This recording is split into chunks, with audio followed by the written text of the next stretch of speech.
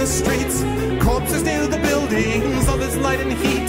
Time to take a stand, boys, time to make a choice. Time to find our courage, time to be deployed. Make our only stand here, make our roads complete. All we waited for now, past and future meet. Get your weapons ready, kiss loved ones goodbye. Now our time is coming, and it is not the time to cry.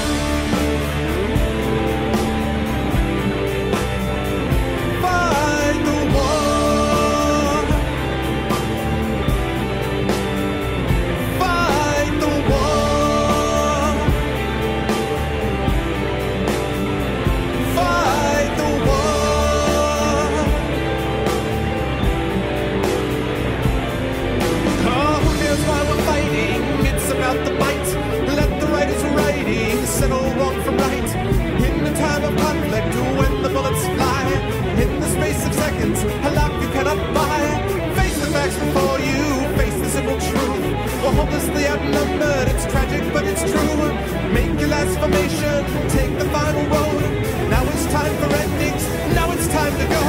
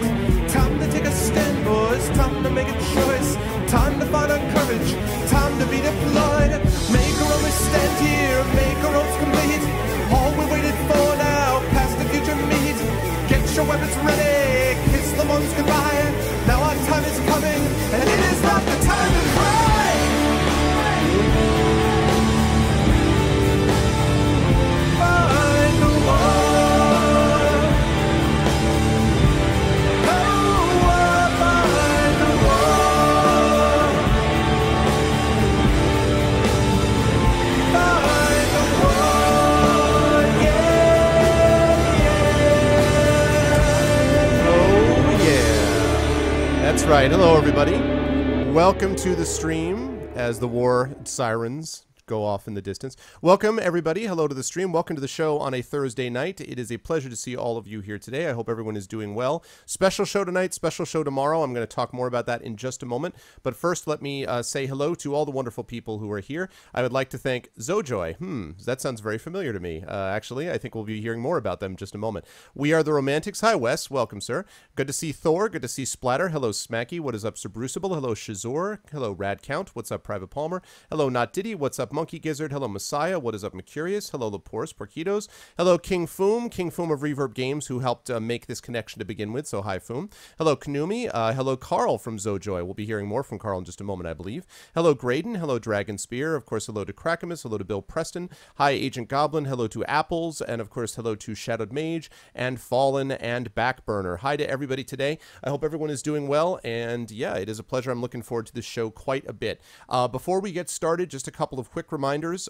Big interview tonight, as I'm going to discuss, and then tomorrow we'll be doing this again with the fine folks over at Dejuban Games, and we'll be talking to them about Elegy for a Dead World, which is another game that I'm very excited about. So this is kind of Christmas season is coming early for me because I get to have 2 interviews on 2 games, which I like a lot. Shadowgate had a big influence on me early on, and so I'm going to talk a little bit about that as well.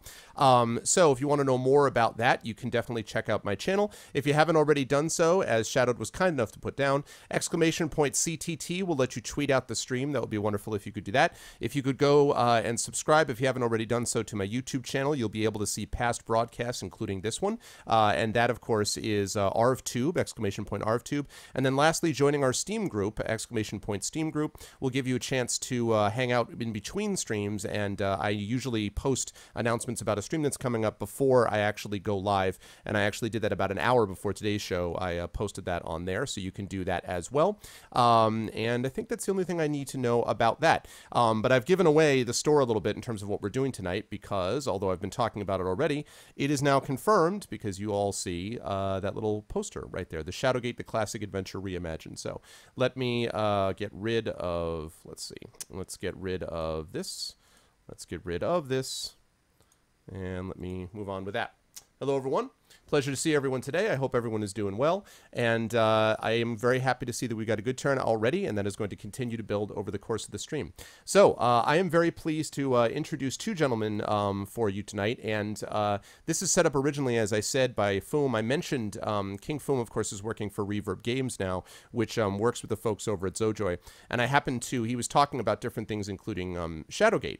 And I had mentioned that one of the big games for me growing up that really kind of got me into role-playing games, there were a series of them, but one of the ones that I liked a lot was Shadowgate, which, although it was not a role-playing game per se, it definitely had me thinking of one, and it pressed all the right buttons. I was going through a mysterious castle, I had a sword at one point, there were wraiths, there were dragons, and that incredible music.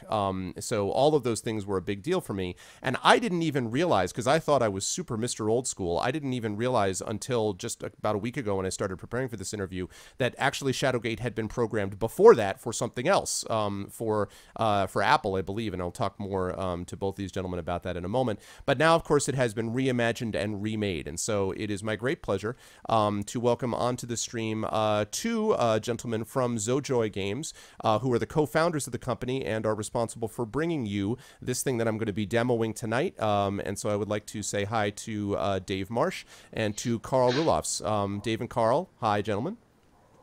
Hey. Thank you guys so much for being on. And yeah, and again, for some reason, I did not realize that it was programmed for something earlier than this, and that's my fault. But what was it originally programmed for, Dave? The original Shadowgate? Right. So it came out on the Mac in on the first Mac. So it was the 512K, and it came out in 1987 in black and white. I see. Okay. When you converted it over, for those of you who may not be familiar, I'm going to ask for a little bit of your personal history leading up to Shadowgate in a minute. But for those who may not be familiar, I'm wondering what some of the sort of challenges were then in getting it from, because I don't think it was that normal a thing, right, to be in those days porting something from, let's say, a computer into a console like Nintendo. That had to be a relatively rare event, right? Or am I wrong about that? Well, it started like I just mentioned. It started off on the Mac, and right. And then we ported. I think I was working on the port to the Apple II, and Carl, you're working on the Commodore 64 one, right?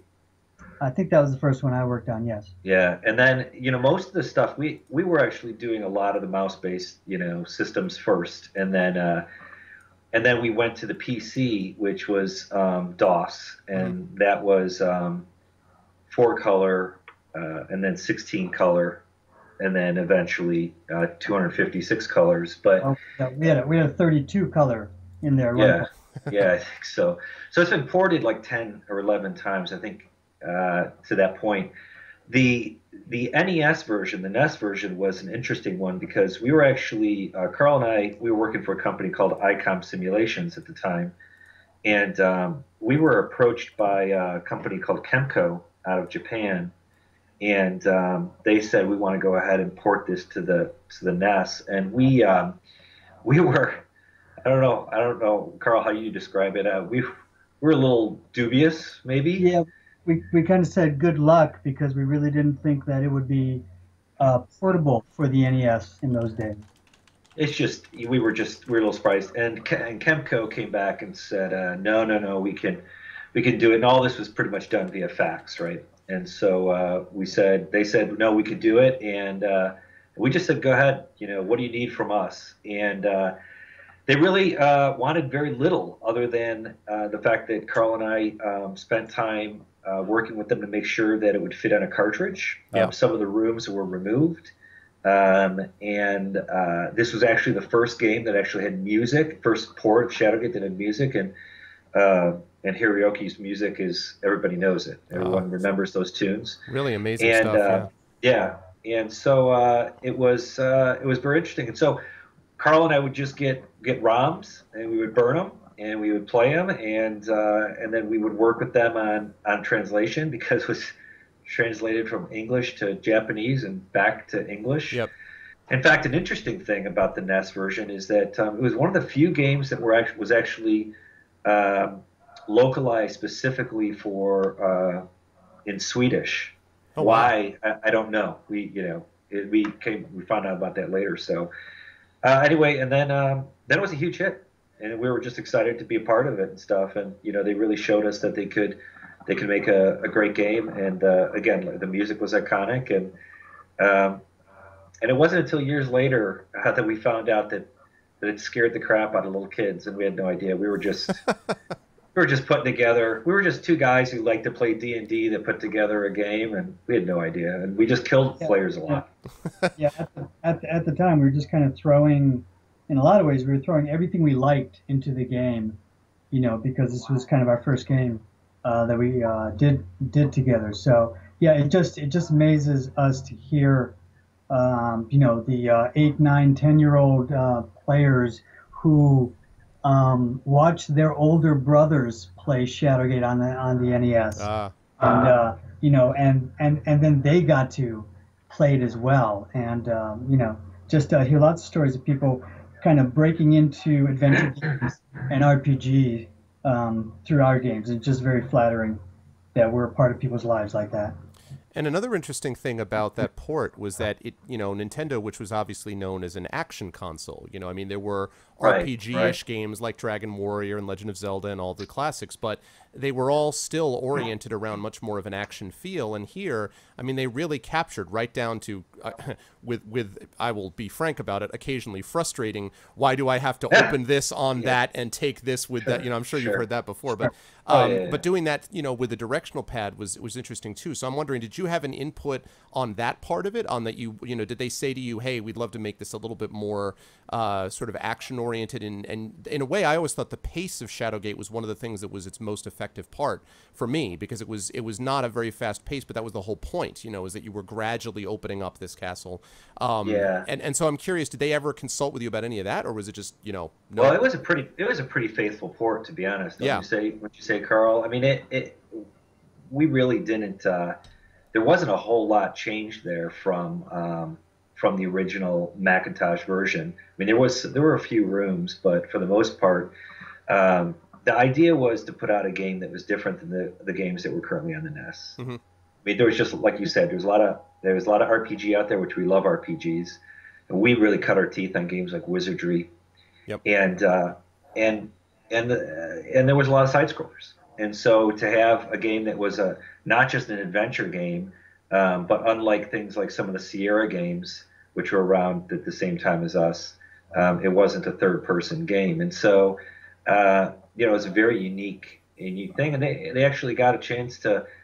The controls worked fairly well. I mean, you got used to them pretty fast. We've seen plenty of speed. Some of the speed players, just do a speed run through it, and it's amazing how quickly they can go through it. So yeah.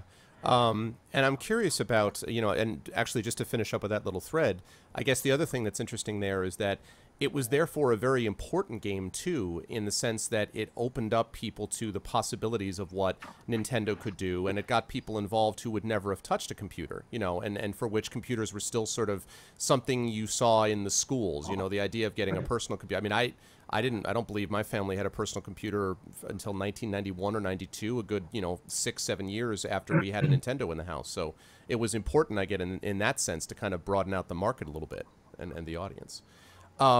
So, well, let me ask a little bit then about both of your backgrounds then coming up to starting to program for ICOM. And as I said, I know this is something you've answered many times before, I'm sure, but just for people who aren't it's not very exciting, to be honest. No, that's all right. That's all right. Still, truth can be exciting in its own way. So whoever wants to go first. Carl, I guess I'll start with you, and then I'll finish with Dave. Can you talk a little bit about what led you into programming, and then how you got, what eventually led you up to programming with ICOM and Shadowgate? Well, actually, both Dave and I came on the creative side of the fence here. Okay. We came on as artists. Okay. So Dave has been my best friend since high school, and we always palled around and stuff. I pay him a lot of money to remain that way. Not. We had this opportunity to do a game for ICOM, and neither of us were working there at the time when we designed Shadowgate. We wrote it and we drew it, and we submitted it to them. And lo and behold, Icon Simulations bought our design. Dave was hired after fairly shortly after that, and I was hired like a year later. And as I said, we both came up on the art side of things, and the creative aspect of creating games, art, writing the scripts, is something that always kind of drove me. Mm-hmm. And later on in life, I moved into project management and that type of field. But Dave and I had the opportunity to go back and revisit Shadowgate here in these last 3 years, and it's just been really great to kind of revisit our roots. Yep. And start again. And this time around, there's just a handful of us. We've got like 3 or 4 programmers. We've got, that don't work for Zojoi, because Zojoi is basically just Dave and I, and everybody else is contracted out. We've got a couple interns too. So we're back to doing everything, so we're not programmers, but we do scripting, because Shadowgate,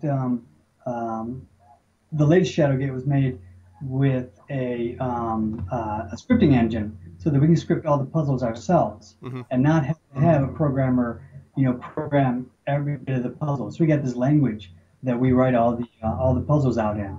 So programming not so much, but scripting, oh yeah, we've seen a ton of that.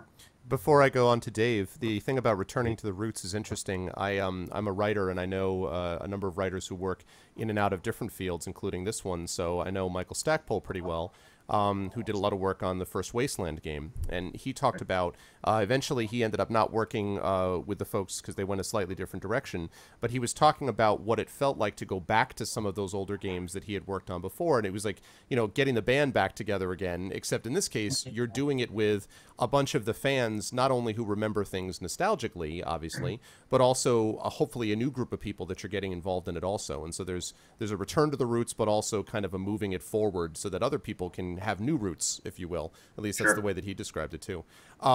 Dave, so can you talk a little bit then about what your experience was when you got hired? I mean, is this also the same kind of drive that you had always wanted to do, art and then eventually scripting for games, or tell us how you came to this? So Carl was more of the writer than I was. I mean, I was really more interested in illustration, and so I'd actually picked up. I had an Apple II and some machine. So I don't even remember what it was. Some game machine that I swear myself and my parents bought out of the back, the trunk of some guy's car. ColecoVision. Late at night. Yeah. It was just crazy. I don't even know what it was, but it literally was. I had 8 colors, and I would move a joystick. I would grab one color, move a joystick, and then place it on the screen. I think the grid was maybe 12 by 8 or something. I don't even remember. It was awful. And not only could you drop a color, but you'd have to go back down and select the color again. And so you couldn't put the same color down. So I would create spaceships and other things. But the interesting part about it was it really set me up well for creating the art for Shadowgate, because of course that was in black and white. But I was so used to the limitations of digital art at that point that once I was handed a Mac and a mouse, I was just amazed by the fact that I could make something that was so cool. So my background really was more of, just a guy who played a lot of D&D and read a lot of fantasy, and happened to meet somebody who was programming. They had just finished programming a game called Deja Vu, which was a 1940s kind of gumshoe murder mystery. Yep. And to lend it. So I just remember getting the machine and looking at it and panicking and calling Carl and saying, "Do you want to make a game?" And he said, "Sure." And so that was kind of it. And then we got, like you said, we got hired, and then we just started porting it. I mean, it was a hit right from the bat. And so when you just mentioned revisiting stuff. When we came back to Shadowgate a couple of years ago, I reacquired the licenses and for all those games, and we looked at it and said, I didn't even have to say this to Carl, but we were like, "Well, do we want to do another port?" And the answer was immediately no. We just were not interested in doing that again. So, and that's where we found this to try to find the right balance between something that is very familiar, especially to those people that played it on the NES, and something that was new and different. For the biggest thing for us was without the constraints of a cartridge or a floppy. I was going to ask about that, and before we go on here, let me just say hi. We have about to the new people that have come into chat. I am interviewing Carl Rulofs and Dave Marsh from Zojoi Games about Shadowgate, and we're actually going to get into the game in just a minute, but I want to ask them a few sort of setup questions as well.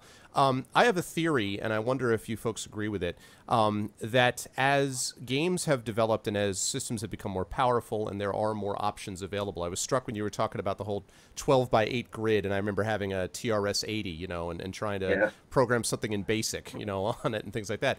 Sure. My theory is that as those systems became larger and, hard drives became trivial as far as how much room they had and memory and all these sorts of things, I'm curious as to whether the game itself has a tendency to spiral a bit out of control. If you look back at the early Nintendo games, they're very tightly focused, and I would put Shadowgate in this sort of ballpark.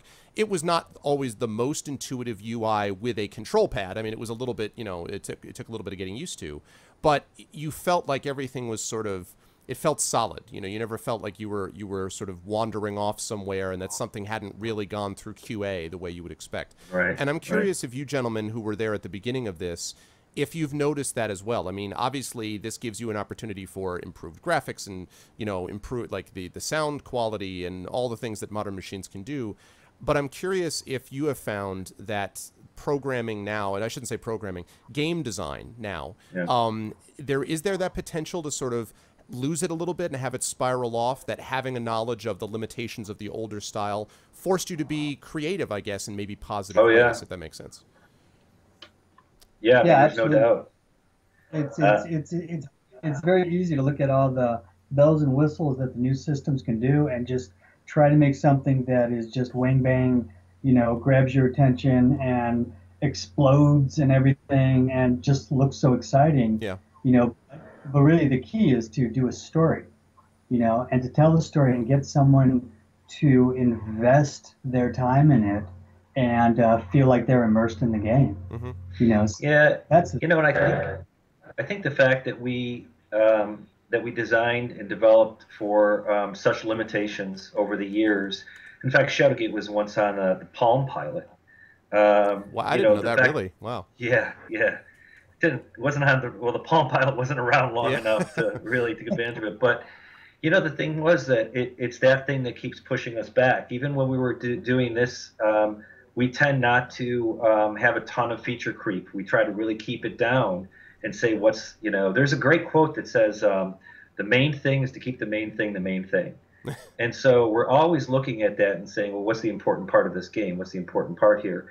And so even we were very smart. Obviously, we did a Kickstarter. We raised $137,000, which is really nothing to make a game. Yeah. But we were very successful in how we managed that. And we were very smart about, because we were always under constraints, to be able to look at it and say, how can we create a really good game and under perhaps different constraints. In that case, it was money and time. And so I think that just doing, and Carl and I have done not just Shadowgate, but Deja Vu and Uninvited, Deja Vu 2, we ported those things for years and years and years. And that's all we did. And so I think we were always set up in a way that we never said, well, it's got to be the next, we always said, well, this is what we would love to do. And if we were ever able to do it, let's do it this way. But, people asked us to, you should, Shadowgate should be this, or the new Shadowgate should be that. And we kind of knew what we could do in the time and money we had, and how to do it really well. So, and that's the big thing. Carl and I produced plenty of games where the publisher said, well, we want the game to be a fighter and a first-person shooter and a side-scroller, and we would always say, pick one thing. Right. Do it really well. Do it, make it, solid, deep, great, but don't try to go ahead and make something that is going to try to appeal to every single person. And Shadowgate certainly appeals to a certain audience, which is people that love adventure games, people that love D&D. So. And I have some viewers that would say people who love dying a lot. There's that yes. too. That's yeah, part of and the you appeal. do die a lot in the new Shadowgate, but we have 4 different difficulty levels. So right. if you're not familiar with Shadowgate and you play the casual one, you're gonna have a great experience, and you're gonna die very infrequently. Your torch doesn't go out, and so. But if you want to be a hardcore gamer, then you better watch your step. Now compared to the old game, we did go through the entire game and we took out puzzles. We revamped it. A lot of the locations are going to be familiar, but the puzzles are completely different. And let me just jump in and ask you, can you tell me what the principle you had there for what you wanted to remove? I mean, what were you thinking about in terms of let me take this out and let me put this back in as you were going through it? Well, Carl started it. We went through everything. Go ahead. Over the years, we always looked at some of the puzzles of Shadowgate. These puzzles that we did 20, 30 years ago, and they just didn't really quite make full sense. They took on a life of their own. Yeah, they kind of take on a life of their own, and people enjoy them anyways, because they're experiencing it firsthand. But one of the things that Dave and I really try to focus on is, does it make sense? And we're talking magic and magical things and big magical power. So obviously that doesn't really make sense, but in the construct of our world, sure, how can we make this make sense? So we kind of looked at all the puzzles that way, and we said, okay, why do you open up this door and then you get sucked out into space? That makes absolutely no sense. How about we do this instead? There were some puzzles that were so you really have to kind of jump the shark to really understand the puzzle, and we just want to try to set up the puzzle in a narrative way. Right. So a couple puzzles are really similar, but the setup looks different, and it's not until you're solving the puzzle do you realize, oh hey, that's just like the werewolf woman, Mm-hmm, mm-hmm. That was the thing we wanted to do. We really wanted to update it and reimagine the adventure, because there's a lot of history and people have a lot of fond memories, and we didn't want to totally revisit it like it was designed before. So it's a bit of Dave said he didn't like this and I said I didn't like this, and we both agree, or and then we just make sure that it's something that we can really build upon for the future, for the Shadowgate universe. What happened if you disagreed? I mean, how was that resolved? Assuming not hand-to-hand combat, how else? It didn't. Usually, it didn't make it. We had to pretty much agree, right? I mean, yeah. There were times, where we'd be driving somewhere and we'd be talking like for 3, 4, 5 hours, making notes. What about this room and this? And then there'll be something that, let's say Dave, so Dave doesn't like it. I come up with this idea, and trust me, not all my ideas really make sense. So Dave doesn't like it. They were terrible. Yeah, thank you. you know, and then I go, okay, hang on, all right, well, how about this? And then, you know, we struggle and sometimes we butt heads about how we can change. And then we said, all right, we're going to give this 10 minutes. Let's keep going and talk for 10 minutes. If at the end of 10 minutes we don't feel like we're getting progress, Then the we're torch gonna, goes out, as it were. The exactly, torch goes out. we're going Yeah, and it was move on. So it was I mean, it was an enjoyable process. I mean, but everything got scrutinized for months and months. Just every puzzle, every room. Do we leave this room in at all? You know, sometimes we love the idea of showing familiar rooms but completely changing puzzles. It was that part was a lot of fun. And then we started talking about the ending of the game, and we just started. Nothing was sacred. You know, we didn't care about, you know. And then we did some homages in there and stuff. And we tried to make sure that it was still doing some of the things. People love dying in weird, terrible ways. And we just said, let's not just do that, but let's put in secret deaths. So now there's like 9 or 10 different secret deaths that you have to uncover if you really want it. And then Carl said, let's do achievements. And we have 60 now. 60 achievements. All right. Yeah, both in-game and Steam. And we just kept going, that's fun. I mean, that's something we always want to do because adventure games have a certain, you know, shelf life. You know, you can pretty much play it once. But then we said, well, let's not just let 4 different difficulty levels, and each one of them you got to solve the puzzle differently. And we thought that's fun. And then Carl said achievements. We said let's do that. And so there were definitely things that we didn't do, but the things that we did, we were just really happy about. The last question before I actually get into playing the game a little bit, as you gentlemen comment on it, is about the Kickstarter experience, because I've spoken to, I ran one myself for a graphic novel I did. I've talked to a number of people who've done this both in games and the writing side.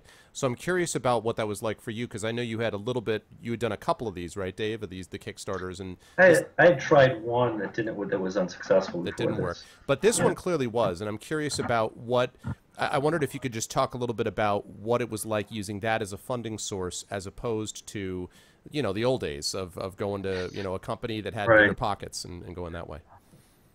Yeah, it was way more work than I thought. I mean, it's not that I didn't think that it was a lot of. It's not like I didn't think it was going to be a lot of work, or that we didn't think it was going to be a lot of work, but it was a ton. I mean, I learned a lot from the Sherlock Kickstarter that I did that failed, and you know, we put out an update every 2 days, and coming up with just what those updates were going to be, or what stretch goals were going to be, was amazing, but difficult. And you know, a lot of it is just managing the expectations of backers, and we had a great Kickstarter campaign, and you know, we were late on shipping the game, and but we let people know. We were as transparent as you can be about exactly where we were at.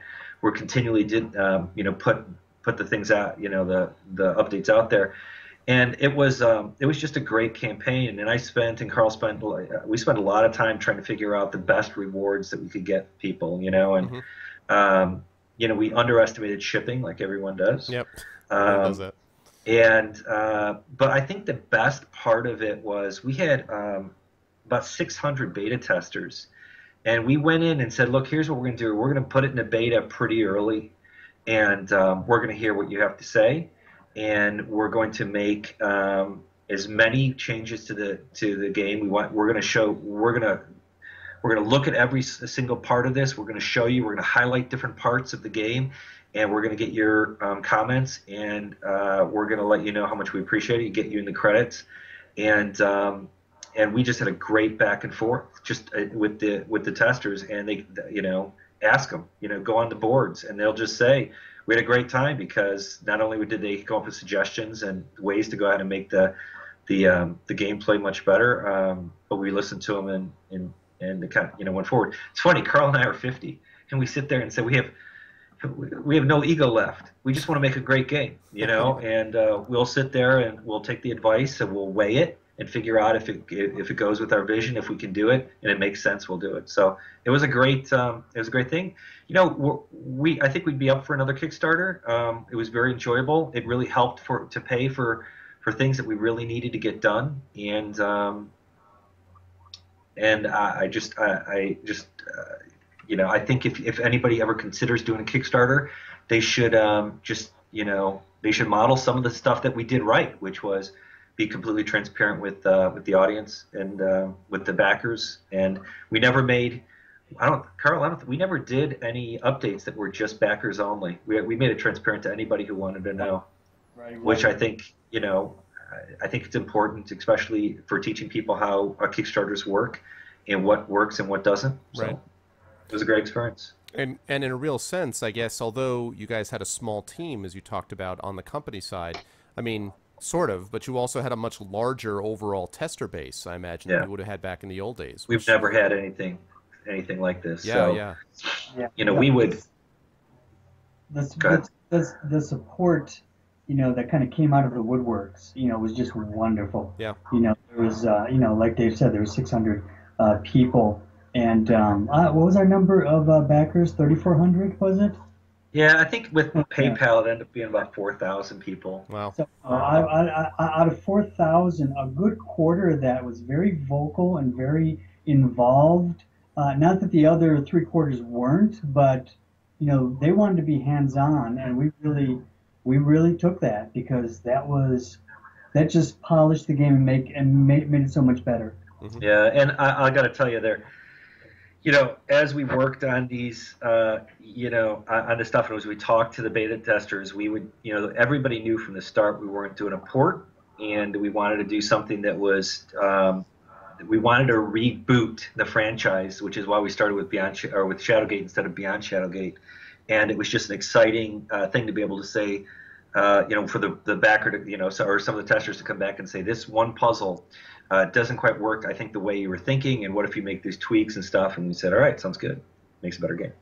No, it's neat. Yeah, and I'm going to actually give you a chance to talk to you about what's going to happen next. But before I do that, I should get into a little bit of the gameplay itself. I want to welcome everybody who came in since we last talked. I'm speaking to Carl Rulofs and Dave Marsh from Zojoi Games about Shadowgate. And yeah, let's switch over to the game itself. Someone asked me while we were going through all of that, oops, wrong screen. There's the screen. Someone asked me why we were, you know, this should be on gaming talk shows, and I said, because we're playing the game itself.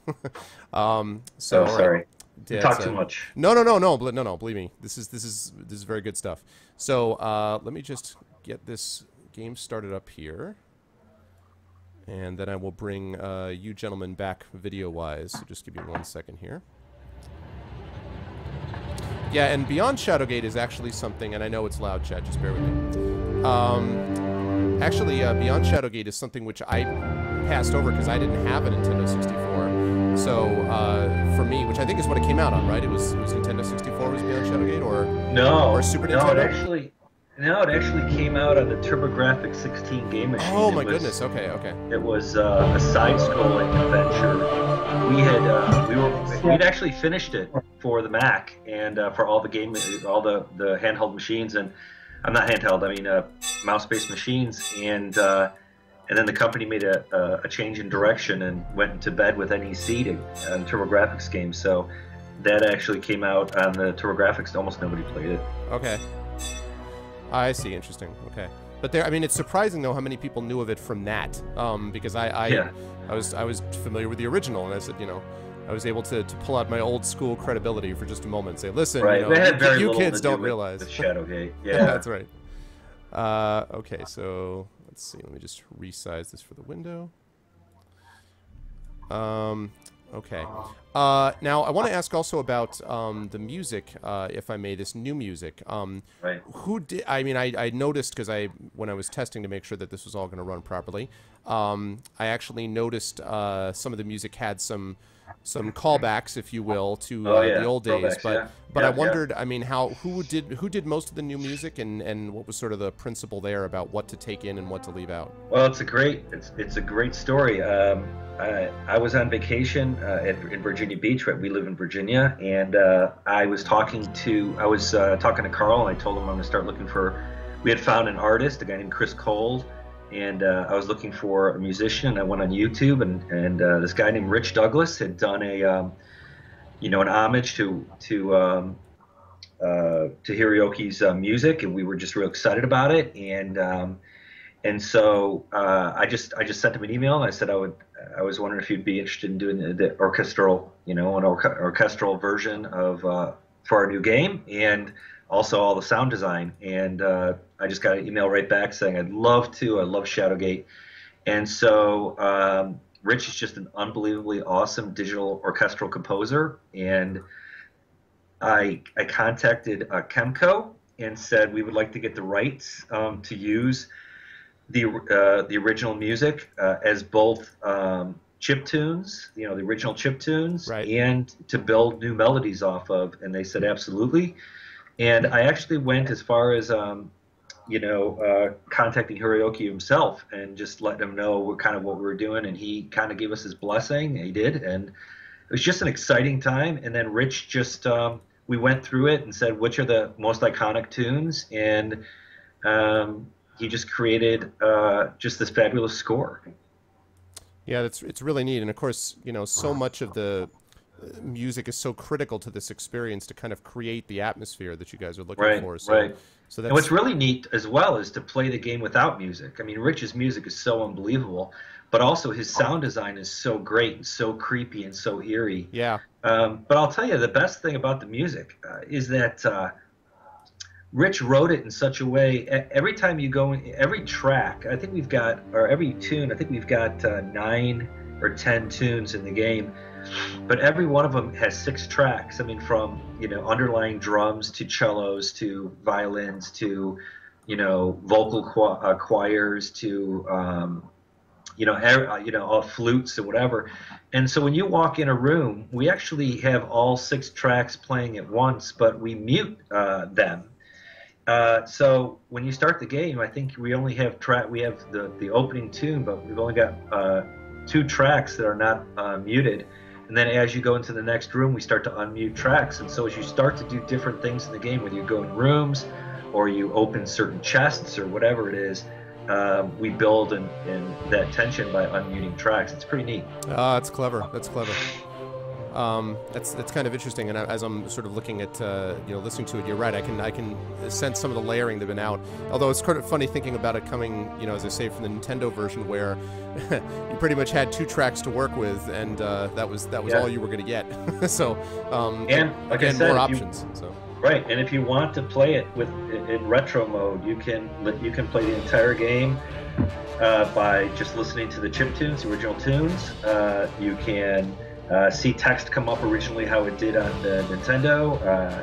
You get the screen transitions the same as the NES, and we even have a kind of a pixelated graphics filter you can play with. So nice. It's just we just wanted to offer as much cool stuff as we could. Very, very neat. All right, well, let's get into it a little bit. I played about 5 minutes of it earlier to make sure that it was working, but I'll do this again so we can see some of this cinematic. And can you talk to me about some of the, now, you guys, who was responsible for some of the screen, the initial sort of screenshot art / intro art? Is that one of you guys, or is that someone else who was doing that? Are you talking about the cutscenes? Yes, the cutscenes. Yeah, at least the opening cutscene. Yeah, that's Wang Ling, and he's an artist from China that we found. Just a great kid, and just wanted to do stuff. We needed it done fast, and so he was a speed painter, so we were glad, and he did it in such a way that there were tons of multiple layers that we could move around, and of course we dropped particles on top of it to add some bits. I found some great voiceover talent. So this particular artist is Wang Ling, and the main game artist is Chris Colt. Very, very cool. Which I imagine that had to be one of your guys' closest loves, having been on the art side to begin with. So getting the the feel of the game right artistically must have been critically important as well. Yeah, I mean, Chris had this, I don't know, what would you call it, Carl? Like this, I don't know, it's like motion, or I don't know. I don't know. He had a moody, dark, visceral feel to his artwork. So. And that's something we were looking for, something that kind of stands out. And I think we really found it, because he just has a great vision for things. Yeah, it's you know, we've played many games and adventure games and stuff that feel like they were made for IKEA. You know, they're very clean, and we liked Chris because, and also Wang, we like these guys because, especially with Speed Painters, it's a lot of movement. There's a lot of sketchiness to it, and we just felt it had a great feel. So, you know, just we thought for our first game it was perfect. And Chris is in Russia, so we just paid him in rubles. So. Wow. No, I'm just kidding. No, I we know, paid him in that's vodka. funny though. No, I'm just joking. 1 million rubles. 1 million rubles. It's $5. Well, I'm glad, it would have been nice if you'd done it before now. The ruble's not going to be worth much. Yeah, that's what I read. So that's really, and I mean, even in terms of the sort of color, sort of striking highlights about what color stands out and what doesn't, the yellows, the blues, the reds, but it's not oversaturated, you know, Right, yeah. so I think that's really neat too. So, but, you know, again, yeah, so the cutscenes were probably the last things that we had done we wanted to make sure we could get the game done first, and then, you know, and it's built in Unity, which was a great, you know, adding particles and stuff. So you have here a 2D game built in a 3D engine, and it worked out really well. Now, let me ask you a little bit about the UI here, because one of the things that was interesting, this command system, click on any object in the game, command icons will appear in a circle around that object. Right. It's a newer system.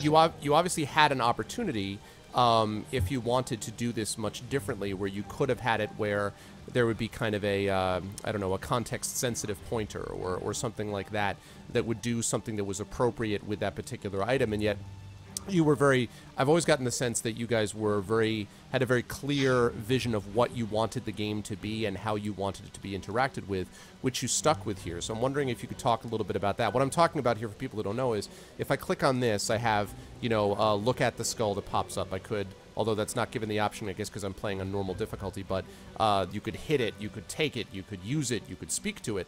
And that, of course, is the original game had something very similar, the version that I played. So you stuck with that, and I'm curious if you could talk about why you guys chose to go that direction. And that's for either one. Yeah, so what you're right now seeing is the contextual donut, is what it's the command wheel, and we actually shipped the game in August without that. And so if you switch over to the retro command system, it's the same command system that you were familiar with in the NES version, which allows you to do pretty much anything you want with any object. So if you want to try to eat the sword, you can try to eat the sword. And so we came out with something that was that people remember. It was very true to our roots as far as the retro, you know, kind of a retro command system. But we didn't have time to get the secondary wheel system out in time, so we actually brought that out in October. Okay. And so we actually are doing a couple of really neat things here. If you want to play it like it was, you know, with the retro command system, you can do absolutely anything you want to do with it. If you want to have it be contextual, as in the only things I can do with the key are examine it or use it, then that's pretty much in the game modes that are the easier game modes. So, but as you get in the harder game modes, like the hardest game mode, and you want to use the wheel command system, it will let you do anything you want. Does that make sense? Yes, absolutely. So it's contextual. It's contextual for those people who are used to playing today's modern adventure games, where you walk up to the guy and you click on him, and the only thing you can do is ask him to go on a quest, and then whatever. But and so, you know, for those easier difficulty levels, it is contextual to only the things you can do that you think you would do normally with a key.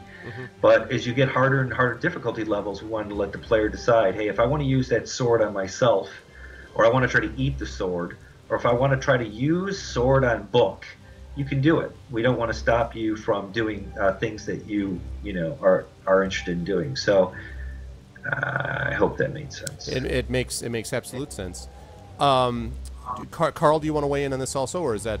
Yeah, no. I mean, you know, you kind of hit on it. We actually the goal was to make this like the old game, where we allowed you to do almost anything you could in the realm of our game, anything to any object.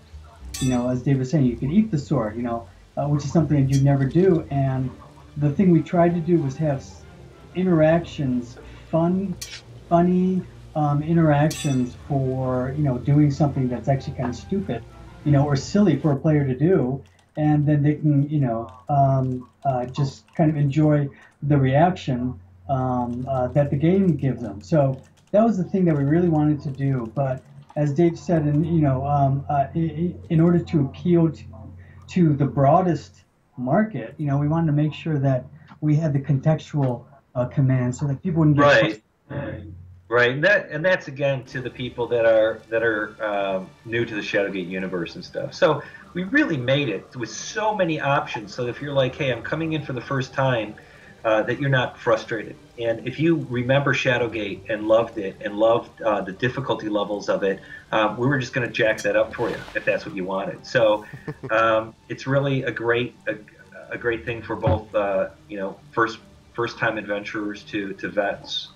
In the days when classic difficulty meant the only difficulty. Yeah, exactly. Those ones, ghosts and goblins is an example, and oh my heavens.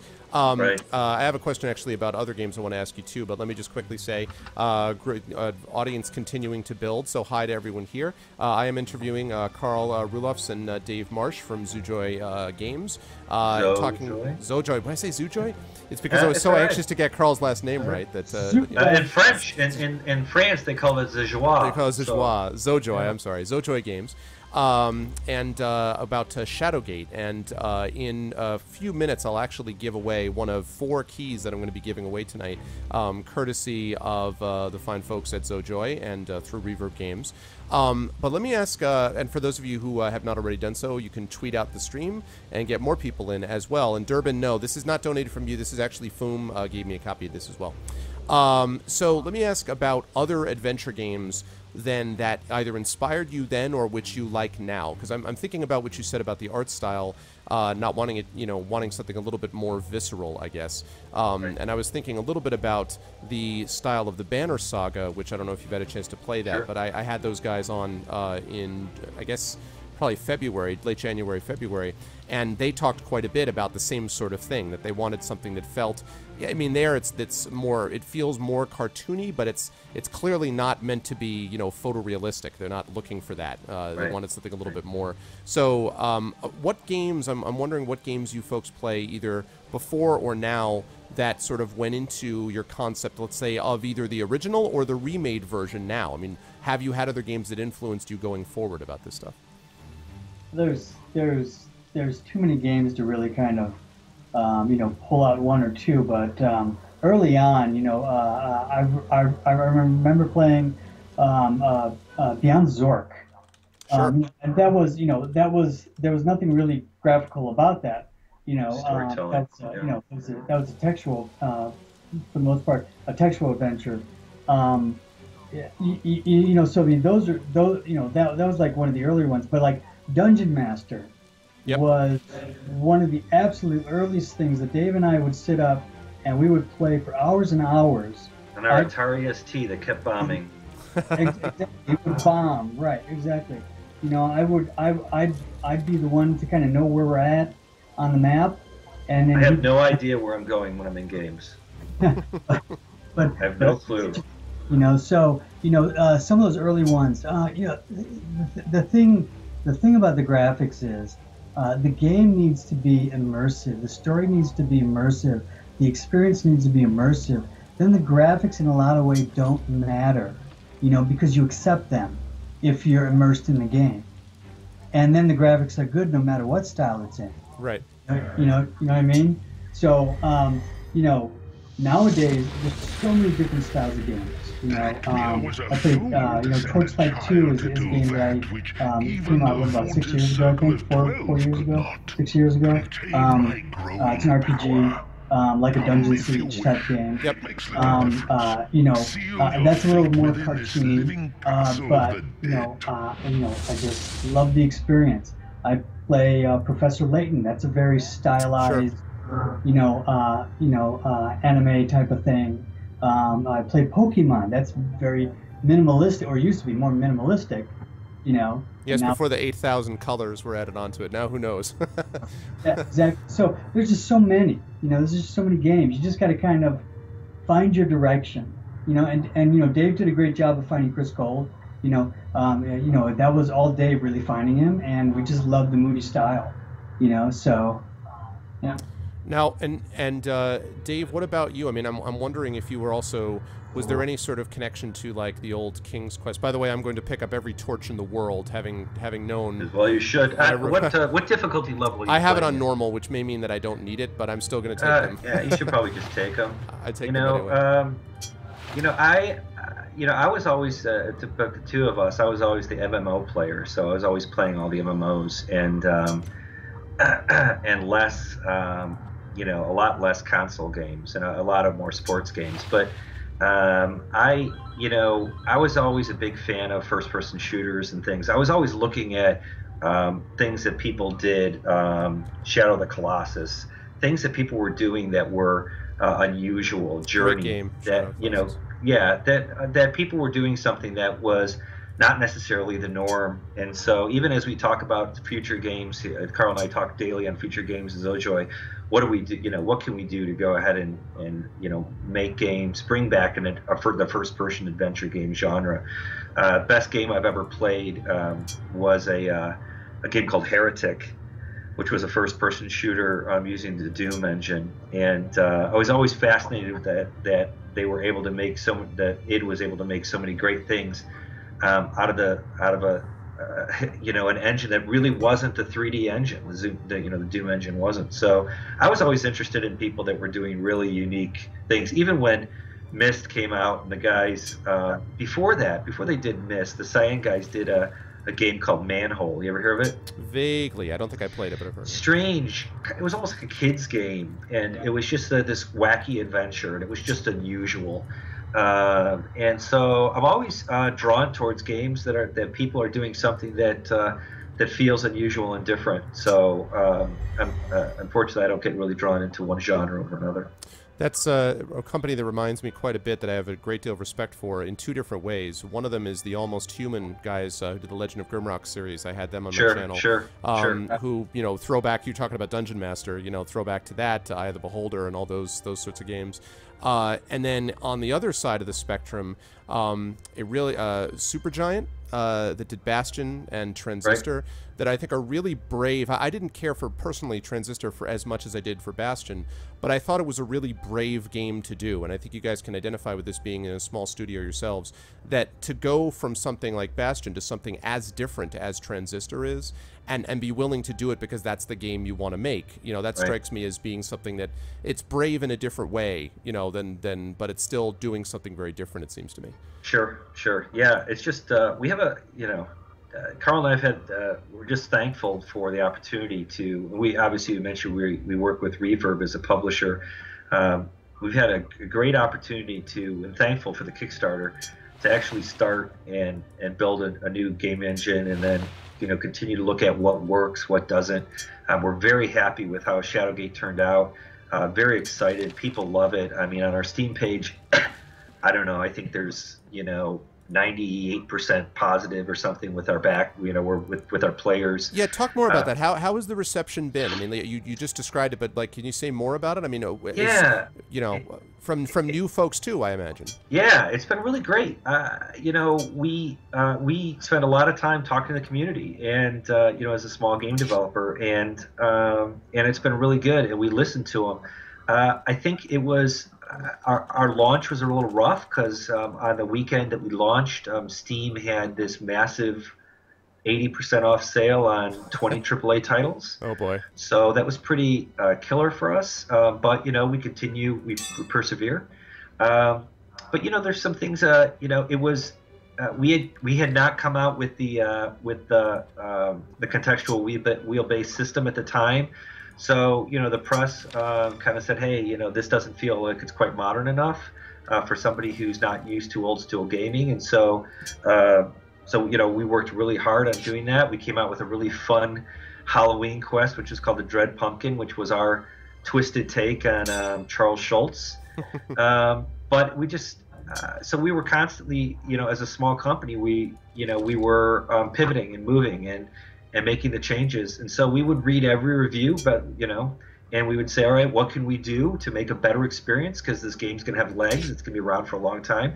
And so, the reception's been very, very good. I mean, again, there's some game magazines that probably looked at us and said, that's too retro for us. And so we went back and said, all right, let's drop in the new command system and give more options. And so that's been great. Yeah, interesting, and pretty good critical reception as well from what I was able to discern when I was doing some prep for this. Yeah, and part of it is, we raised $137,000, and as we talked about at the beginning, it's just not very much money. Right. And we were very smart in how we created the game and how we used the money, and and I think for an indie game, I mean, it's pretty deep. There's a lot here. We're having it translated. Italian just came in a couple days ago. Very nice. But we've got 6 languages currently being worked on. But Carl did all the scripting for the game, and there's 105,000 strings of text, and that has to be translated. And it's amazing. The depth, the amount that's here. So it's pretty. And with the number of difficulty levels, that we had to put together, it was pretty wild. Yeah, I've been on a panel before and spoken to Bill Willingham, who wrote Fable, and he was talking about the experience of getting the script for The Wolf Among Us, the Telltale game based on his stuff.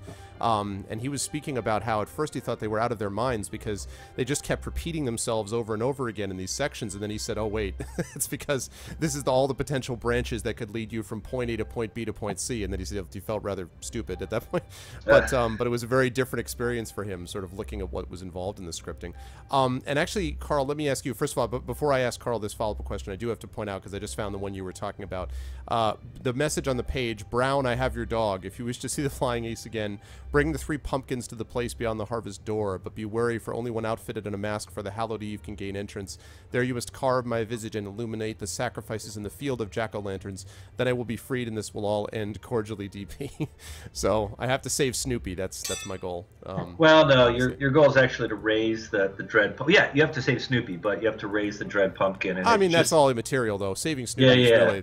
Yeah. No, it was a lot of fun, and just to put it out, and it was our first shot at some DLC, and Carl did the majority of it, and it's just really a goofy, fun thing to do and get a achievement for. So let me ask Carl. Let me ask you about that. Then, I mean, that seems like a staggering amount to keep track of, and I'm just how? I mean, how exactly do you do that? How do you keep it all, in track? Well, the hardest part was it was difficult to have somebody else help, because I knew all the parts. So if something was incorrect or something needed to be changed or we're going to tweak a part, I knew all the parts I needed to go to fix. That was probably one of the most difficult things was, Dave, every time I went away, like, for a few days, or, I went on the press tour for Shadowgate, Dave would say, please don't die. please don't die in a crash, because, I was really the one who really knew what was going on with the script there. Yeah, I mean, it took a lot longer than we really thought it would.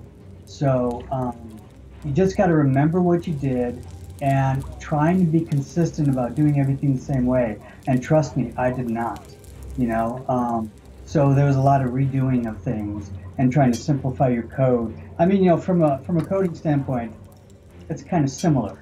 I want to simplify my script, because my logic flow is basically like, a string of code, so that I can reuse it and stuff like that. So yeah, it's, days and days and days and months just doing the script. Dave can attest to that. I would come in the room and I'd glare at him because I'm like, he's a crabby guy. Don't say a word. I'm thinking. That's funny.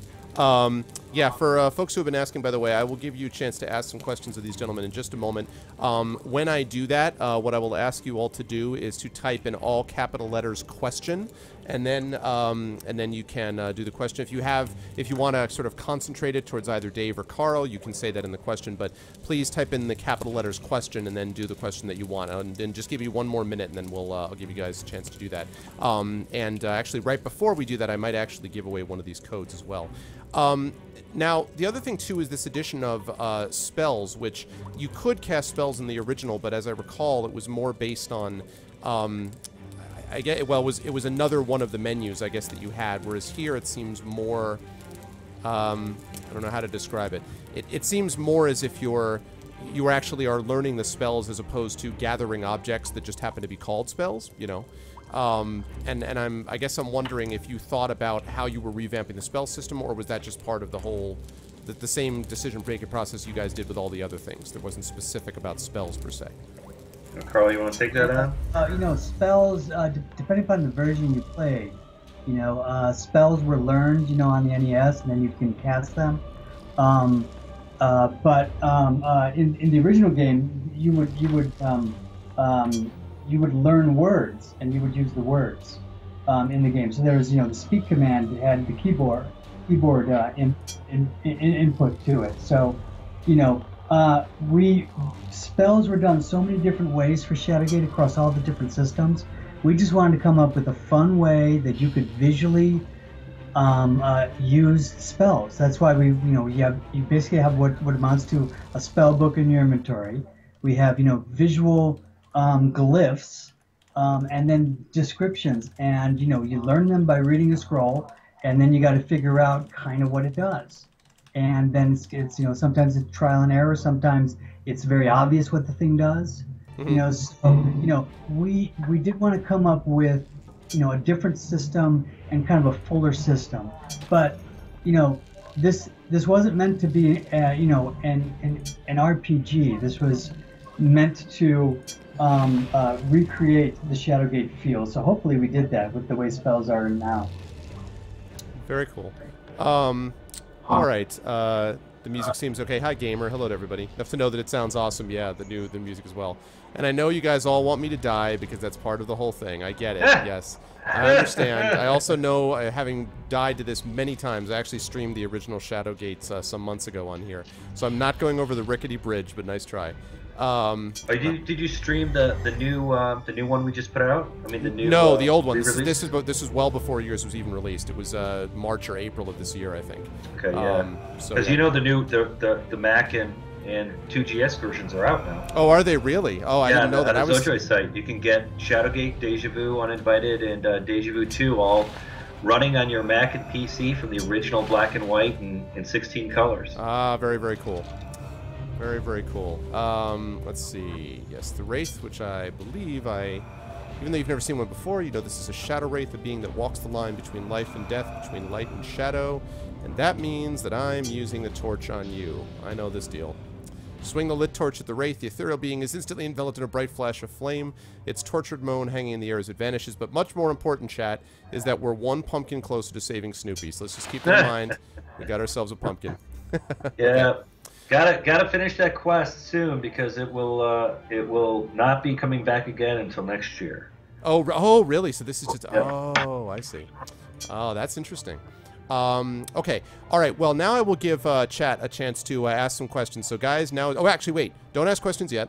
Let me give away one of the. Let me give away one of these codes first. So, if you guys like this game that you have been seeing, and I've been chatting with Dave and Carl from Zojoi Games, please get ready to win one of these codes. This is courtesy of both Zojoi and then Reverb. King Foom was able to set this up. So, let me type in the word. Let's see. And the keyword for this is going to be, let's see. Oh, we'll make it appropriate for what we just went through. Snoopy. If you guys are interested in winning, please type in the word Snoopy. And if you win, I will PM you a code. I will PM you one of the codes in the game. So go ahead and type in the word Snoopy if you're interested in winning one of the free copies of this game. And maybe I'll type it in too. Oh, that's bad, right? I don't no, I don't think you should try to win your own game. I think that would make people very, very troubled. Let's see here. Hey, Carl, do you want to win a game? I played the game so much. Okay, just checking. No, I'm good, thanks. I'm all set to go. I see a Carl lot of will people be are bitter actually and interested in angry. winning. Yes, people definitely want to win. By the way, if you like what you see in here, first of all, of course, if you don't win a copy of the game, you should still go out and get it. Beyond that, if you like what you see in here from me, a follow would be much appreciated. If you want to see more interviews and things of this kind and conversations of this kind, I love doing these because I love actually getting into the minds of the folks who are doing it. All right, so Yeah, the game is right now on sale on Steam, 60% off. oh, so it's part of the sale. Oh, excellent! Yeah, Excellent. part of the winter sale. So 60% off. You can't beat that. And if you love the music and love, the original Shadowgate music and want to get, want to get that game or want to get that soundtrack, it's part of the special edition on Steam. I think we're actually, aren't we still giving away free ringtones? Yes, the ringtones are free. Let me look at that. Ooh, Shadowgate ringtones. That's good stuff. That's the free NES chip tunes. I think you get those from the Zojoi side, right? Yeah, let me check here. Yeah, right here. I'll just add the link. Yeah, if you wouldn't mind putting the link, if you're able to do it in chat or. There you go. There it is. If you want the free ringtones from the original NES version, they're courtesy of our friends at Chemco. I was just typing in that I want those. I would just type the word Snoopy. No, I'm just kidding. Just go to that link. All right. Okay. So last call. All right. Let's do the winner here, and the winner.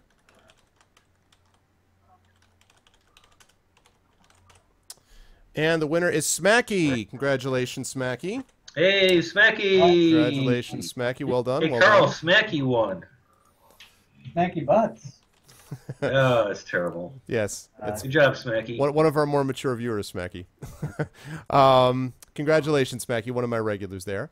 And Smacky butts. I missed the butts part. I'm thrilled.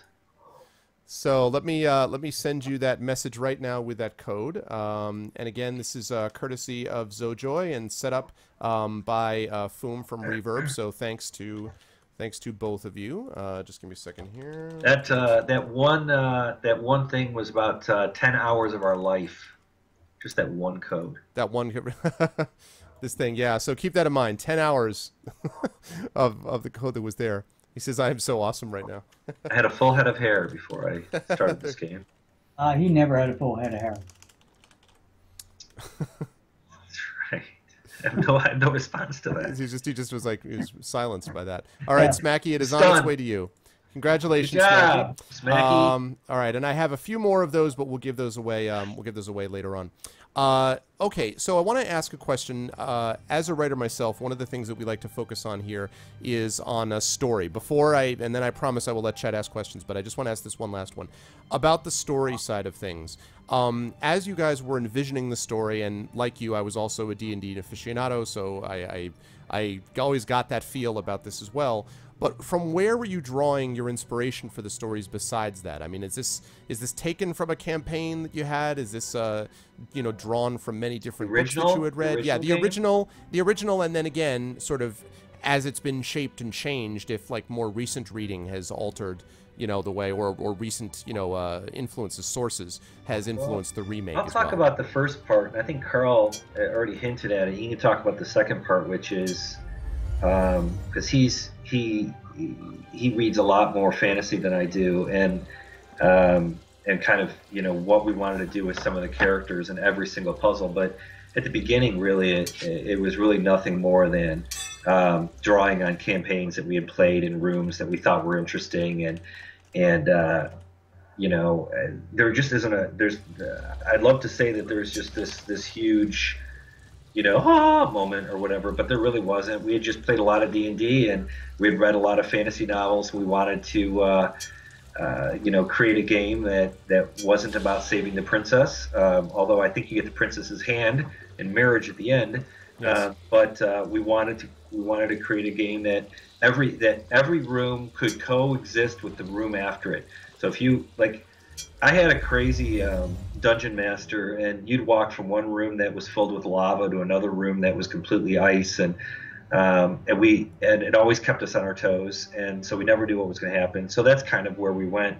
But as we went back and looked at it later, and I'll let Carl talk about it, we just looked at some of that stuff and just said, well, I guess we're going to kind of keep that, but there's got to be a reason why that room is cold. There's got to be a reason why that room is hot. Not just it was awesome when we played it. Yeah. Carl, you want to talk about it? Yeah, so we just kind of updated things. So you run across a fire drake in the in the fire room, and hey, that's the furnace. That kind of makes sense. So we just tried to make things make sense. And the cold room is the storage room. So that was some of the stuff that we just kind of everything had to. I think Carl said it earlier. Everything had to go with the narrative. Yeah. He was talking about this in the original game. There's a woman in the tower that turns into a werewolf, and we just went, I was like, we're gonna get rid of it. And he's like, no, let's keep it. It actually makes sense. Why in the world is she there? Mm-hmm. And I was like, blah blah blah. And he's like, I hate how you kill her. And we would just go back and forth until one time, Carl said something like, well, what if she was brought here to, watch over what was going on as far as let's bring in some goblins. And we started just talking through it, and it was really fun because it just started driving the narrative. So no puzzle was in the game that didn't have some narrative behind it. Yeah, and early on, the thing I could say, we read, back in the 80s, I guess, fantasy was still kind of a burgeoning type of category for writers. There wasn't a lot out, but I really remember The Sword of Shannara by Terry Brooks. Sure. Mm-hmm. And the whole thought of the castle and of Lackmere was kind of based, in my mind, a little bit off of the main castle there. And forgive me, I forget the name, but I think the druid that Al-Anon. Al-Anon, yeah. That one I remember. Oh wow, you geek! I'm sorry. I forget the name of the castle because there was his castle or something like that. That I don't recall. There were thoughts of that when in my mind at least when we were originally making this game, and then moving on. The narrative we just picked stuff that made sense, that were kind of cool twists, and we just didn't want to do stuff just for grins. We just really wanted it to fit. We wanted to really concentrate upon the narrative because Shadowgate originally was in a lot of ways just a collection of puzzles. And we just wanted it to be kind of a seamless type of experience. Mm-hmm. Right. Just drew upon everything I've been reading for the last, 20, 30 years, all the good and the bad stuff, Yeah, so literally many years in the making then, the sort of narrative of the way it was all set up. Yeah. Millions of years in the making, yeah. Right. Smacky, would you prefer to ask the question?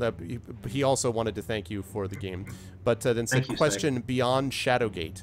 I'm not sure whether that means the existence of it, being moved, being revised and updated, so I guess that's what he's asking. So I did say that I was going to ask you about next projects, so question beyond Shadowgate. I'll just throw that out there. You guys can take it as you like.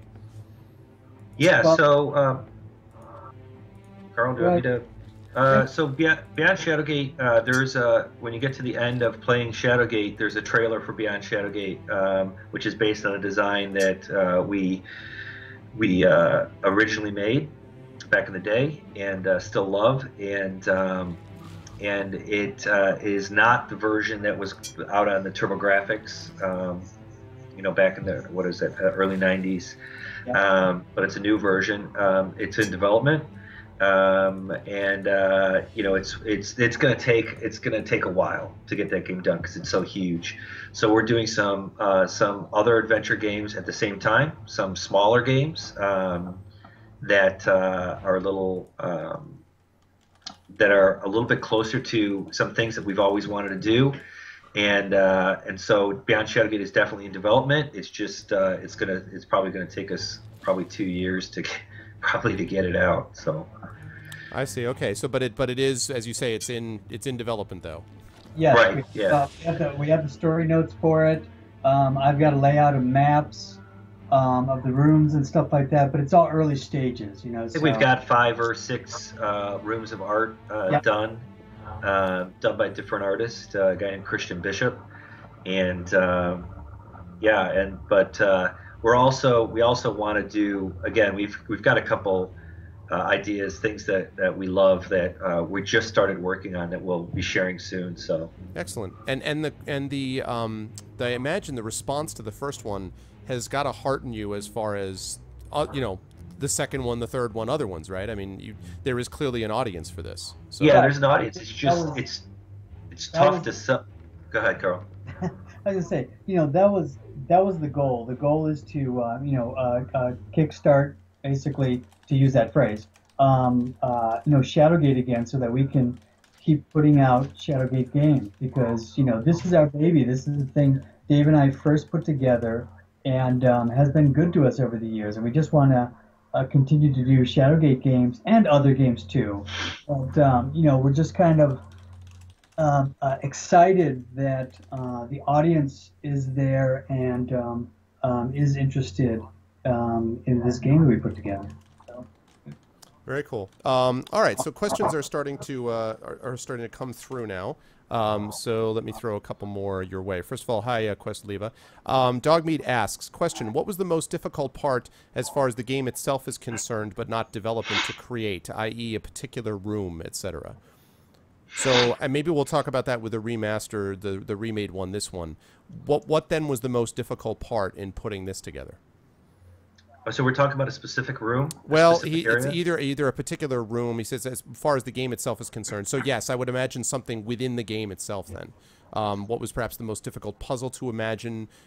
Maybe something you were thinking about getting rid of at one point and then decided to keep around after, you know, one that made the cut, but only just after you did a lot of work on putting it together.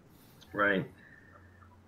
Well, you know, the ending of the game was something Dave and I weeks talking about, because we wanted it to be we wanted to turn it on its ear a little bit, but we wanted it, so I'm going to say this again, we wanted it to make sense and to feel right for the narrative, and I think we came up with some cool stuff, but it was through kind of blood and sweat and it's very hard to clenched, get in. We just struggled, just to make sure that we it was both satisfying. There was a satisfying ending, that it made sense, that we had like the twist was a good twist, that we had put enough clues to give you an idea of what to do at the end of the game. It was and we kind of went above and beyond. Our one of our stretch goals was to put in this entire catacombs, and we just didn't have the money to do it, and we kind of did something down there instead, and we felt very happy about it. But I think Carl's right. It was the end of the game just to get it right, and trying to get the scale of it. It was a bear. I mean, we're happy with how it turned out. It's just, it was tough. It took a while, yeah. Let's see. JTW asks, what puzzle did you design that you thought would be easy, but turned out to really confuse people? And I guess we can take that with either the old one or this new one. We talk about the new one. A puzzle that we thought was easy and ended up being a little confusing. And maybe it could be also in beta testing. Maybe it didn't make the final version, but. Oh, we did. Yeah, go ahead. Yeah, I think we did more with room number 1. We had a close-up of the skulls above the door, and we were going to do more things with that, and a lot more with having to do with adding more skulls there, and we really brought that down because it was a little too difficult. I think that was probably one. We had the Wyvern in the tower, which is really cool. We were doing something with a puzzle, and it was way in the distance, the dragon, and then we just kind of brought him up front, and he just whizzes by you, and we were really happy with that, but we didn't like how it was first implemented. There were a few. There were a few of those. Oh, there was a couple of things that we did, through the beta test that were a bit too subtle. So we don't want to throw things in your face, but you get cursed in the game at one point, and a number of our players didn't really realize what was going on. So we had to kind of like beef that up, and there we got some great feedback from our. So we blurred the player's vision for a while, by using a filter, and then later on we added additional clues that you were. Oh, one actually, Carl. One thing that really struck me was darkness. So early on, we decided that you were still going to be able to use torches, and we put in a darkness filter, and as you went on and on, it would get dark, and it got dark on a very linear level, and we decided to make it light a lot longer than before it got dark, and then even then testers were having trouble, so then we added the music, the torch going out music. That music. So we did some things like that where people were just kind of unsure what exactly was going on. So anyway, I think that was one that went through a number of stages. That and the curse. Then the curse, very neat. This I was just going through this cutscene as well, getting to enjoy more of this really neat art. Let's see. Dogmeat asks, question: is there going to be more content update or seasonal content for Shadowgate? You mentioned that the Snoopy content won't be available soon until next year. So do you have other plans? I mean, do we have a Christmas Shadowgate release or something of that sort? Right. We do not have a Christmas one. We just we've actually been concentrating on a couple other things. We want to go ahead and do some other DLC, and it's probably not going to be until next year. But we've been concentrating on, like, we just released the original games running on Mac and PC. The old Mac 128K version and Apple IIGS versions for all games are out. So those will be going out on Steam soon, probably early next year. I mean, they're ready to go. We just have to get them up there. And we've also been working with, it's not finalized yet, but we've been working on re-releasing the original NES versions of the games. Nice. Just trying to work out that contract, so it's not a done deal yet. But they are up and running in Unity, which is really neat, and want to get those to phones. So we've actually been concentrating on a few things that have been just outside of the game, and then a couple new projects. But we'd like to go ahead and do more DLC content. It just, a lot of it just depends on how much time we have. We're just so small, and we have these other games that we are kind of doing that we're going to target towards mobile. So. Mm-hmm. Yeah, well, actually, then I was just about to ask that question. Although I do want to point out that Apple's, one of my regulars, says the torch going out music is my new ringtone. So I'm very excited about that. Yeah, you can get that. If you just got in, I'll paste it again here, but you can get free ringtones here. So yeah, Shadowgate ringtones. There they are. Absolutely find out about that. I'm very excited about that myself. So let's see. I was going to ask about the mobile thing.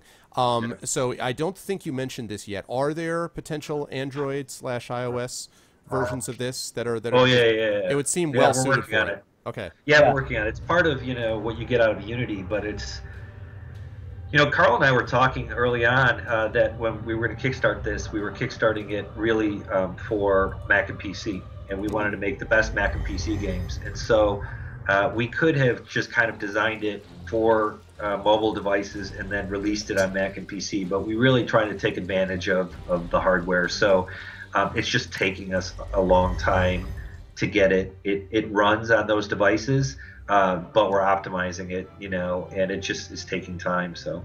Okay. It's good to know that it'll be there, though. Yeah, but it won't be on phones because it's just too small to play on phones. So it'll be tablets. And on tablet, yeah. Still though, Yeah. I mean although by the time we get it out there, the phones will be as big as tablets anyway. So we're we're moving in that direction. Let's see. The Gamer Main asks, question: after having a successful Kickstarter, what what advice would you have for people thinking of doing one for their projects? And I think actually before Gamer came in, you talked a little bit about this, Dave, but maybe you could just sort of briefly, you don't have to go through all of it again, but maybe just quickly sum up, when people are putting together a Kickstarter for one of their projects, and I assume we're talking about a game release here, what things, transparency must be one of them, but what else do you think is important for folks? Well, I mentioned transparency, which is just basically letting everybody know exactly what you're doing. And that when the game or your project ships late, if it ships late, it will, people are cool with that. And that's what we found, because we were always keeping them in the loop. A lot of prep work. Carl, how many months did we do prep of this? 3? 4? Yeah, it's at least 3. Yes. Yeah. So we did a ton of prep work, and it was just making sure that we were doing the reward levels correctly. And even then, it probably wasn't the best. And so we spent a lot of time on that. Spent a lot of, underestimating things. If you do international, you have to charge a lot more for shipping. The biggest thing was, mistakes of shipping posters and box games. Just terrible idea to go ahead and have to ship to, Austria twice. Right. Because there's no way a box is going to fit inside of a poster tube, right? So there were things like that. But the biggest thing is just to go ahead and make sure that you manage the money correctly. You are a steward of somebody's hard-earned cash, and so in this case, Carl and I didn't take a salary for 2 years, just because the amount of money that we made wasn't enough to fund the project. But we had done all the numbers ahead of time, decided what we could do, how we would live, who would get paid what, and so do your numbers way ahead of time to make sure you manage your money well. And then don't be afraid to get the info. This is probably the biggest thing. If you're going to come out with a game, you're going to do a Kickstarter, you're going to do anything, start spreading the word early. Don't wait till the day that you go out there and say, I hope that we don't want anybody to catch wind of it too early or whatever. We want to surprise everybody. That doesn't work. You need to go ahead and get on as many media outlets. There's companies out there that will send a press release out for you. Find your shtick. Find the thing that made it so cool. I think I did a thing with Wired magazine, and I came back and I said, they said, well, why would we do this? What are you doing this different? And I said, well, we have the secret message in our video that will link, that if you find it, will link you to a website that you can see somebody doing a speed painting. And that was thewarlocklord.com. And he thought that was really cool. And so try to come up with something that separates you from the average other Kickstarter. That's interesting. And yeah, it's good advice that I would sort of echo from from the writing side as well.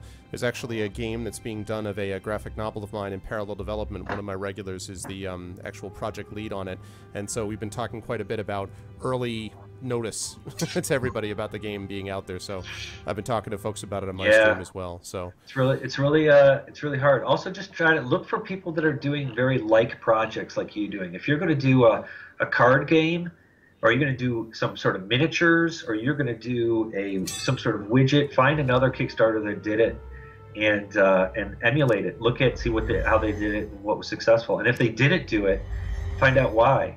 We did a update every 2 days. So that was anything. I got Rich to score, to just show what it'd like to score a tune. We just showed graphics. We just talked about what was going on. But I think we've backed some 30 Kickstarters, and some fail and some don't. The ones that fail most often didn't have any, the people weren't updating it enough. People want to hear from the developers. Yeah, that's interesting. Good advice.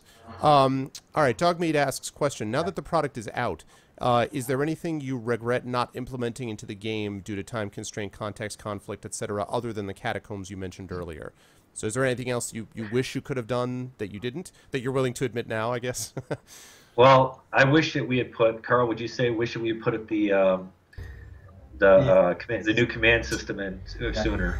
Yeah. Yeah, because the press was, some of the press was brutal on us, because they said, There's not a, there's no wheel command system. Everyone wanted a wheel command system, and we always intended on putting it in, but we had to get the game out, and we were starting to bump up against Christmas, which could be a disaster, and we couldn't wait. And so, we came up later.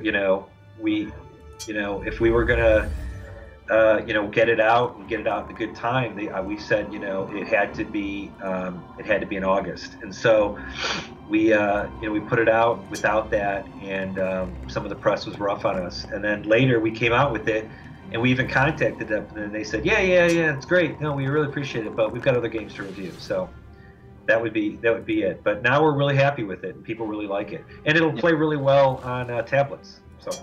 No, that's really, yeah, absolutely. Let's see. Good question. Porquito asks, what do you think about a 3DS version on the eShop? I'll say that Porquito's Laporce in chat is a retro streamer who has a Retron and plays a lot of those things, but he wanted to know about a 3DS version of the new one, like a port of this game. Although I think their answer is going to be hell no, but maybe that's not true. A version of the 3DS, because I mean, Layton actually is a 3DS title also, as you know, sure, Carl. So sure. That's not really our specialty. We would have to partner with somebody that could do the heavy lifting for getting it on the 3DS. So I don't know. Yeah, the only one we really talked about, it would work well on a 3DS, I think.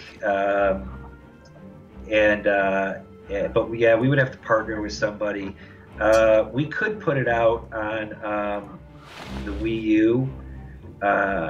Because of, I think that, of all the console games, platforms, that one probably would work best for a first-person adventure game. But right now, we just want to get it to work on tablets. And but yeah, we've talked about the 3DS. I just don't know when that would be if we were to do it. But again, it's not really our, where we've got most of our tech and stuff. So understood. Okay.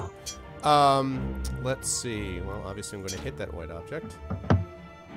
My finger's exploding in pain. All right, that didn't work. Well, let's try. Let's try using this on the ice, shall we? There you go. All right. Okay, so let's see. Another question comes. We'll have a few more for these guys, and I know that we're already past time, gentlemen. I'm sorry, but Chad has been really enjoying this, so we've just been going on. But I'll try not to keep you guys much longer. I do appreciate you staying on. Dave has been fighting off a cold, folks, so he's doing yeoman's work here. Dogmeat asks, although you guys can be considered seasoned veterans as far as game development's concerned, what is the one bad habit that you have but can't seem to get rid of? Ooh. I assume that means in the game side. Well, I know exactly what it is. Carl, you have one? It depends on what yours is. Mine is the fact that I tend to over-design things. So Carl will have to always, I come up with an idea and it sounds too easy, and because I look at it with my my hardcore gamer's hat, and so I often have to be reeled in. And then say that, okay, it's too hard. And so that's my biggest thing, because coming from adventure games have to be difficult, right? Because they have limited replayability. And so with Shadowgate, we didn't have to worry about this new Shadowgate because we had these different difficulty levels. So I didn't have to do that. But that's probably my biggest thing, is I will try to make things too hard, which is why Carl and I work so well together, and we always play off each other, and one guy will tell the other guy, to knock it off or whatever. So. I was going to ask if that works out well. Yeah, that makes a lot of sense. Yeah, we've known each other for 30 years. It's pretty easy for one guy to tell the other guy to just shut up. So. Yep. Let's see. What about you, Carl? What's what would you say is the a bad habit, if you're willing to admit to it, in the game design side? It's, habit isn't the right word really, but what tends to happen is we start to run before we even walk. So before things are really cooked, we're taking a bit of the meat, so to speak. I mean, basically, we need to figure out exactly how we're doing it. We need to plan, and sometimes we can't do that, so we just kind of leap in and start doing things.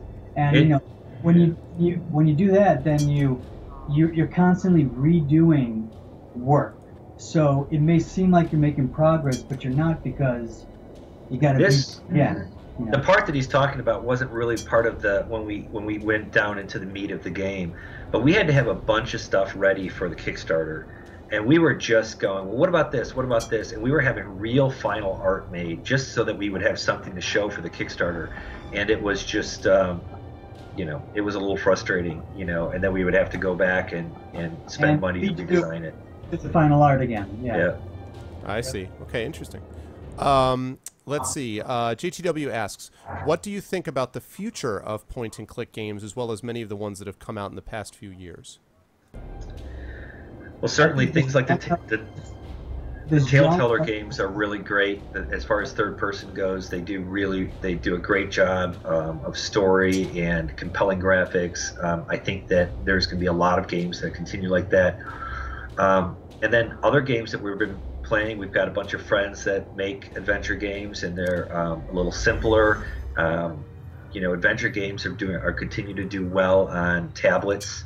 I think that we're going to continue to see adventure games that the user interface becomes more and more transparent. Now, Carl, what were you going to say? No, I think the future of these types of game is strong. It's good. I think that the appetite is out there. I think the nostalgia factor is only one piece of it. I think new people new players are jumping on the point and click with a lot of the new games coming out, and just enjoying it, because it takes you back, to a slower paced game, although no less entertaining. And you can think more, and you can do you can do things at a thoughtful level, and really think about things, rather than if you're driving a race car, you're twitch, you're just going this way, that way, this way, real quick, just split-second decision. So we think there's there's just another audience that just enjoys these types of puzzle-solving games. Puzzles in general. Most of our puzzles are just object-based puzzles, but so it's. I think there is a big audience for it. Okay, I agree, and I agree on that score as well. It's such a. I'm glad I'm actually in the dragon room. Seems like old times, the dragon and the shield. And I'm not going to die falling, because I played this game before. You forget. I haven't played this version of it, but still. So I'm going to die later, I have no doubt of it. But let's see. Dogmeat asks, question, do you have any entertaining or funny story or event that happened during development you might want to share with us? More than one, I imagine. Oh, God. Well, I'll tell you a funny story. Well, maybe Carl can think of one for this particular one. But Carl and I laughed about this for a while. The NES version, and then we'll try to come up with something for this. The NES version, the Japanese came back, our friends at Kemco came back and said, hey, we've got this, we want to do the game. And every time that you did something wrong in the game, the original text was, I'm sorry, you can't do that. You made a mistake. You made a mistake, you can't do that.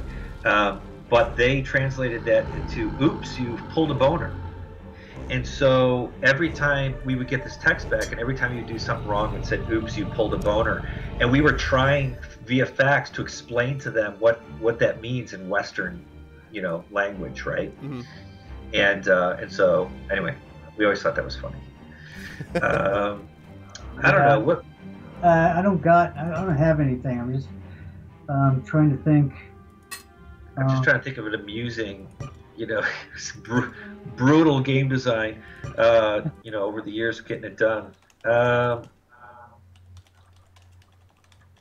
can't really think of any really funny, amusing stories. I'm sorry, and just not right off the top of my head. Maybe it's all the drugs that, all the NyQuil I'm on. So. No, that's fine.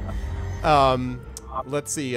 Milo asked question. This actually ties into something you mentioned earlier on, Dave, about it being scary. The original Shadowgate had some really creepy music. When did you guys realize the music was so frightening? I myself had nightmares as a kid. Haha. So I guess that's exactly what you were talking about. Yeah, we really had no idea. I mean, the NES was the first game the first version of our game that had music, and we were just thrilled that it was there, and we were thrilled that it sounded so great.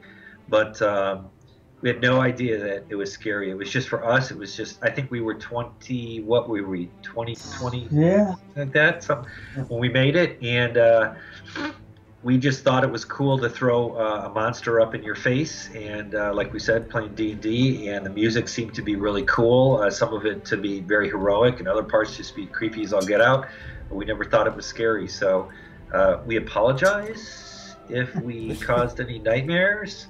Sort of apologize, but not of our intent. Although when we worked on Uninvited, we know that was our haunted house one. We knew specifically that's what we wanted to do, but. Right. So Carl would like to. I'm apologizing for Carl. Yeah, well, I don't apologize. That's part of the game. You know, the thing is, I think if you look at the graphics, you know, of those games that scared you, Shadowgate, you know, works as well. You know, the NES version. You look at it nowadays and go, why did that scare me? And I think it goes back to really, it's because it was an immersive experience. You felt like you were there. You know, it was a first-person adventure. You felt you were there. So when the death screen came up, it scared you. You know, because it's you know, you weren't expecting. Right. Yeah. First person. Yep. Jump scares, the bane of my existence. Hey, Five Nights at Freddy's. Woo! Yeah. Exactly. Exactly. Yes, I managed to get cursed while this was going on, although I'm now save scumming shamelessly and seeing if I can avoid going through that again. Since I have I almost you can't on an easier level. Ah, look at that. It doesn't matter. Eventually you open a tomb and you get cursed. All right, well, I'll just take it. All right. And I've got a second pumpkin, so again, chat, we've done what we needed to do there. Most importantly, Snoopy is that much closer to being saved. He is. Good luck with that. So let's see. So I think that's interesting about the creepy music as well. Let me throw one more at you guys, and then we'll give away a game, and then I'll again, as I say, I don't want to drive you guys out. I'm gonna die in just a few minutes. Yeah, no, I want to make sure that I don't want to keep you guys too long. So I guess I'll just ask one last follow up on this, which is the then to now. I mean, if you could have sort of looked back and imagined when you were originally making the games, I assume you weren't thinking about someday we'll be able to go back to these and, you know, and do this again. Now that you're in that experience, now that you're in the position where you can actually do that, oh, that's where this is. Okay. I'm curious about what your feeling is. I don't know. I'm curious what it is now to have actually arrived at that point where you can look back at a really critical, important game in the genre. What it's like to be at this stage, not just revisiting it, but sort of looking at the impact it and you folks have had on this genre. I'm just curious, sort of it feels a little bit like a sort of, you know, a Lifetime Achievement Award speech maybe, but I know you guys are still actively in it, of course, but just looking back at what you've done so far, I guess. Yeah, you know, it's pretty cool because it's something that as we were going through it, I speak for myself, I wasn't aware that there were all these lives that we were touching with our game design here. You know, that we were helping people, introducing people to adventure games.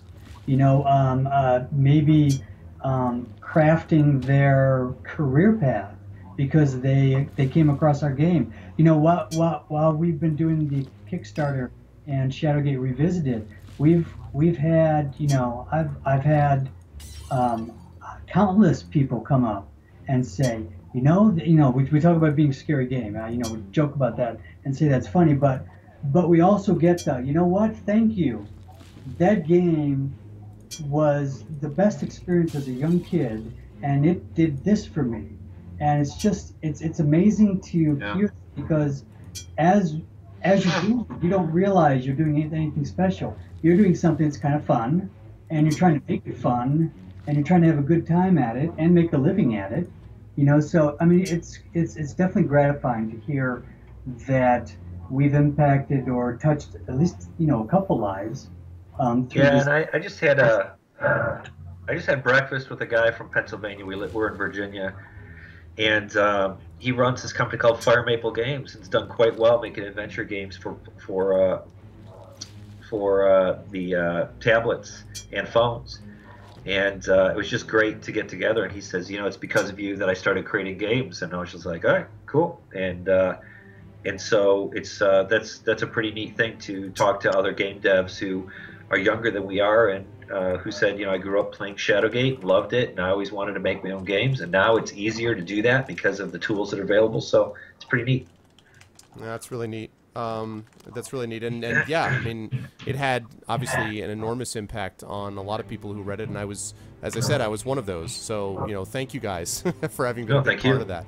All right, guys, last giveaway here. And if you have any last question, then I'm going to let these gentlemen go because they've already gone over time and have been extremely kind with us. So, and no, I do not need more games. Thank you, Lego, trying to get me in trouble. But let us do one more giveaway here. And let's see. For this one, let's make it... let's see. Well, let's put it this way.